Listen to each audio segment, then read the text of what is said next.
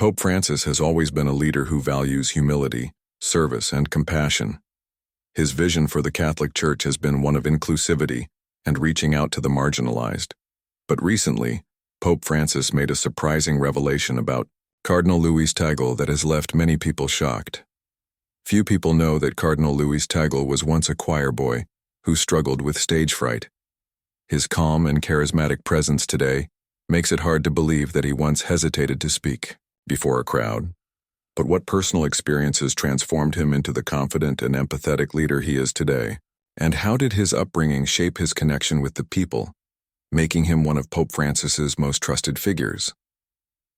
Born in 1957 in Manila, Tagle grew up in a modest Filipino-Chinese household where faith was the foundation of daily life.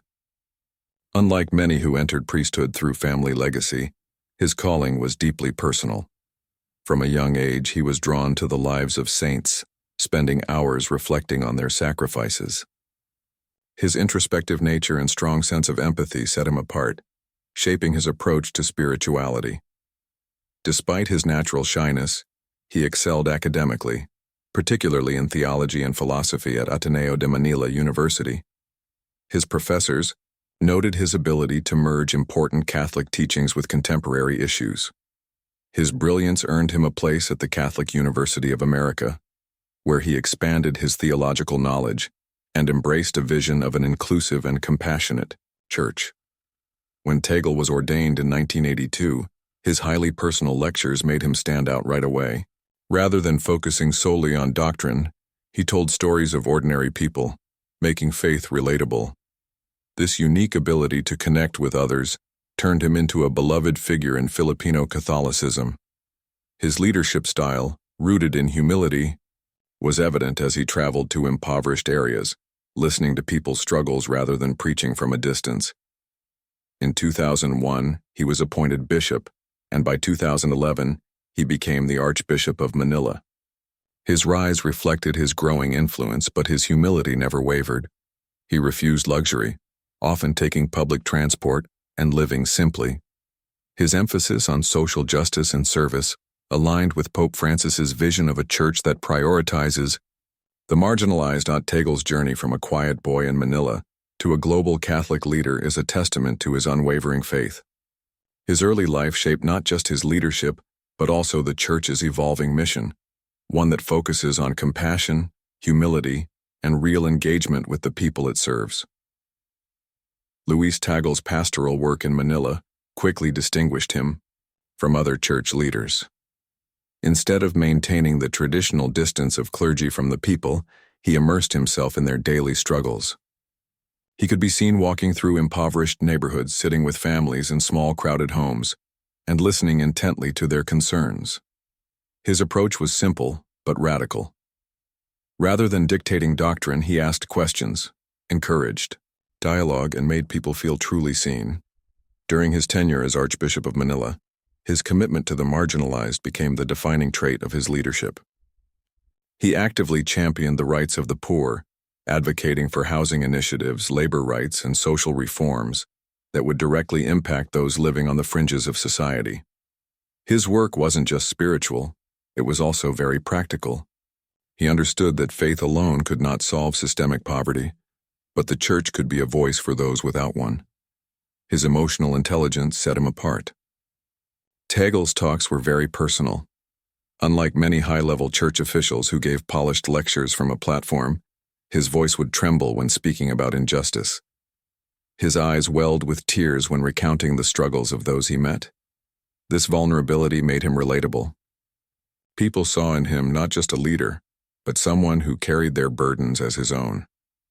In 2013, after Typhoon Haiyan devastated the Philippines, Tagle emerged as a beacon of hope. Instead of staying within the walls of his cathedral, he went straight to the disaster zones. He embraced survivors, prayed with grieving families, and coordinated relief efforts with international organizations. He spoke not only of God's mercy but also of the responsibility to act.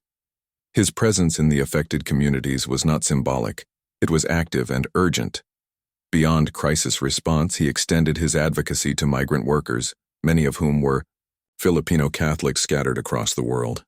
He fought for their rights, condemned exploitative labor practices and ensured they were spiritually supported despite being away from home. His involvement with Caritas Internationalis, a global Catholic charity, further cemented his role as a champion for the displaced and oppressed. Tagle's growing influence caught the Vatican's attention, particularly Pope Francis, who shared his vision of a church that prioritized compassion over rigidity. Their relationship grew stronger, marking the start of a partnership that would eventually change how the church spreads the gospel around the world. Pope Francis took notice of Tagle's unwavering dedication to the marginalized, recognizing a shared vision that aligned with his own mission for the church. Their interactions became more frequent, evolving into a working relationship based on mutual trust. Francis saw in Tagle not only a competent administrator but a leader who embodied the spirit of a church in action, one that lived among the people rather than above them. In 2015, during the Pope's visit to the Philippines, their bond was on full display.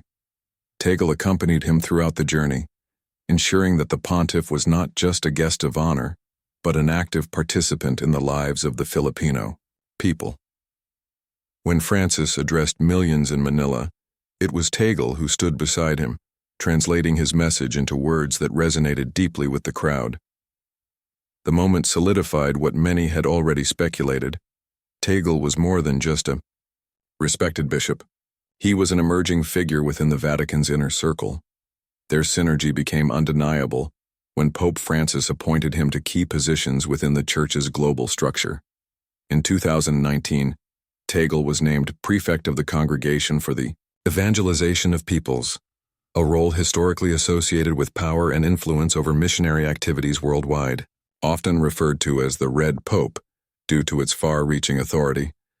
The position placed Tagle in direct oversight of evangelization efforts, particularly in Asia, Africa, and Latin America. These regions were not only home to expanding Catholic populations but also central to Pope Francis's long-term vision for the Church's future. His appointment sent a clear message. The Church's leadership was shifting toward a more inclusive, outward-reaching model. While traditionalist factions within the Vatican viewed evangelization as a means of reinforcing doctrinal authority, Francis and Tagle approached it differently. They sought to bring Catholicism to the world through humility, dialogue, and service, rather than rigid dogma. This philosophy, widely embraced by progressive clergy, was met with resistance from those who feared it was diluting the Church's theological foundation. Tagle's influence extended beyond evangelization. His voice became a guiding force in discussions on interfaith relations, migration, and social justice.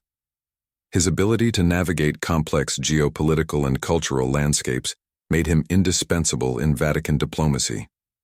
Under Pope Francis, the Church's priorities were evolving, and Tagle had positioned himself at the forefront of that transformation, standing as one of the Pope's most trusted allies.